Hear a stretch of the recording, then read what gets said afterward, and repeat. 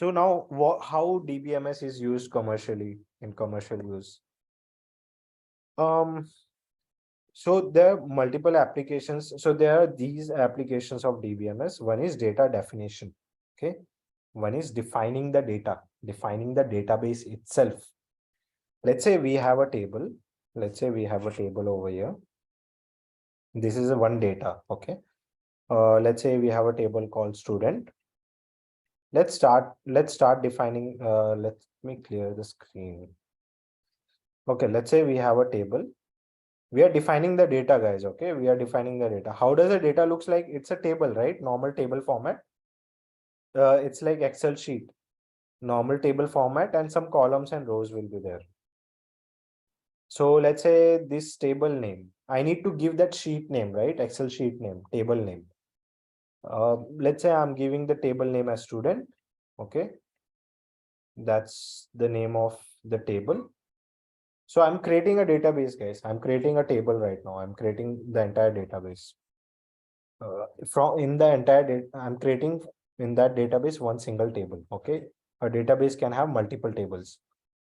Okay, so now what features can it have? What attributes can it have? A student table, guys. Come up with some examples. Student admission number. Yeah. Let's Student take roll name. number. Let's take roll number. That's one attribute. Okay. Student name. Student name. Yeah. Then Father's class. class can be there. Section can be there. Section. Yeah. So I think that's enough for us. Okay. So we have defined a table. So that's what data definition means. Basically, we are creating a new table. Okay. We are creating a new database. So with the help of these DBMS, database management systems, we can create a new database itself from scratch. We can define the new database itself. Now, what other things are required? So let's do one thing. Let's start from the scratch. So these columns, okay, these columns, either we can call them columns, okay, but it's not good to call columns. It's better to call attributes. Either we can call columns or we can call attributes or we can call features. Features. Okay. Features are majorly used in machine learning context. Okay. In the context of SQL or DBMS, we use attributes and columns in the context of when we are doing some maths, right? The core theory, then we say columns and rows.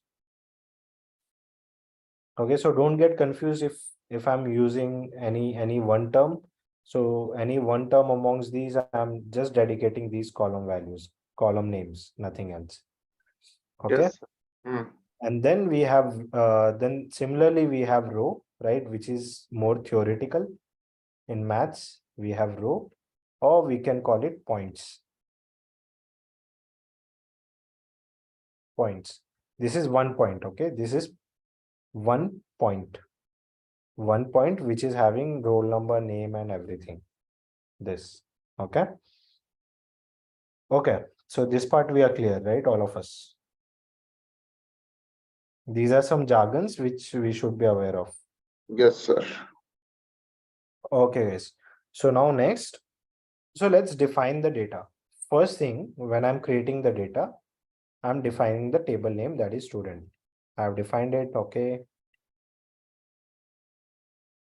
Then next thing, I want to define attributes and the attributes types. So these SQL tables are very much similar to Pandas data frame. In each data frame, each series, every column is a series, right? Pandas series. So every column in Pandas is having unique data type. We are aware of that. If it's a date time data type, it's a date time. If it's a string or object data type, it's an object data type. If it's numeric, it's numeric. right guys? So similarly, in SQL, each and every column have specific data type. So what is the data type of roll number? Roll number? It's integer, right? It can be integer or it can be mix of characters and integers, but let's say it's integer, like 1, 2, 3, 4, 1, 1, 1, like that. So it's integer. We are predefining it. Okay, we are defining the data. We are defining the database. Then what is name? Name. Name is Character. string, right? String or character. We'll see how do we define that. Okay, I'm just giving examples, guys. Mm. It's not necessary that this is the specific data type SQL is using. I'm just relating it to Python. Okay. Next is class. Class can be again string, right? It can be uh, Romanclature Mm. or it can use 1, 2, 3 simple. Okay. Mm. So again, we are going for string and then section again string. Okay. So this is how we have defined. This is how we have defined our database. And when you guys will be writing a query in SQL to create a database, your query will somewhat look very similar to this. There will be addition of some keywords, SQL keywords. That's it. That's it, guys. That's how easy SQL is. Okay, so this is data definition. We have defined a data. So right now we have created a database which is having all these attributes. There's no data in it, but we have defined the data. Okay, that's what data definition means. Okay, now next, updation of data. When we are saying updation of data, that means if you guys are deleting rows or you are updating roll numbers, right? We realized, okay, a student named Bhupendra has wrong roll number. We need to update that. You can change it. That's what DBMS gives you more power.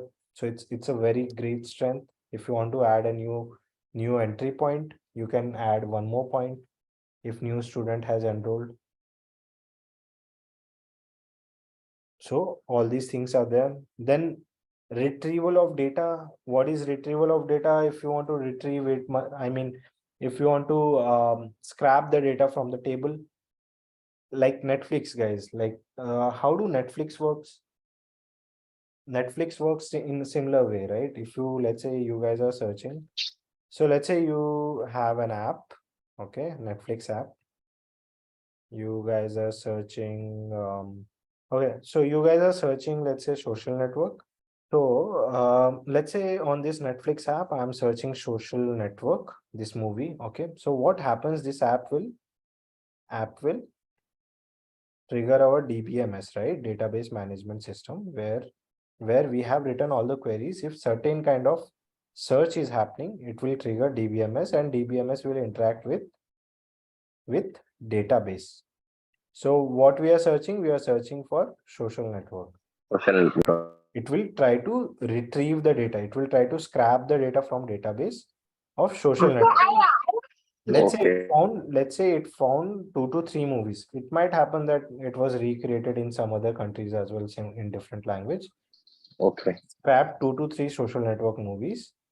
Then this DBMS will push those movies to our app because we are specifically searching that, right? Very specific that we want this movie. Okay. So similar content is shown when